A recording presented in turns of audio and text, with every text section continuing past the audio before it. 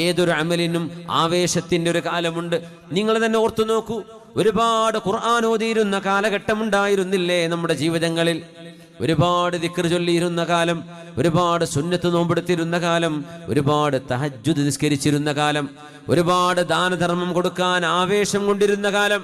പിന്നെ ഇതൊക്കെ നിന്നില്ലയോ? കുറഞ്ഞു പോയില്ലേ?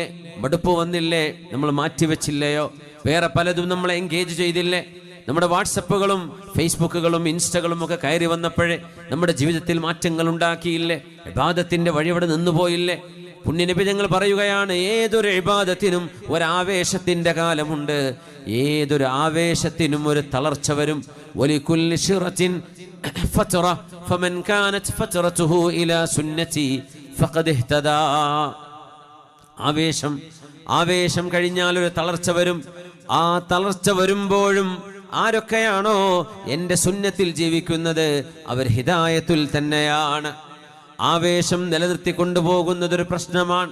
കൺസിസ്റ്റൻസി അതൊരു ചാലഞ്ചാണ്. അതുകൊണ്ടാണ് അല്ലാഹുവേ സന്മാർഗദർശനം മാതാപിതാക്കളിലൂടെ, ഉമ്മയുടെ ഉദരത്തിലൂടെ കുഞ്ഞായി ജനിച്ചപ്പോഴേക്കും ജന്മനാ മുസ്ലിമാകാനുള്ള ഭാഗ്യമുണ്ടായ എനിക്ക് എൻ്റെ ഹിദായത്ത് നിലനിർത്തി കൊണ്ടുപോരാൻ എന്നെ സഹായിക്കണമേ.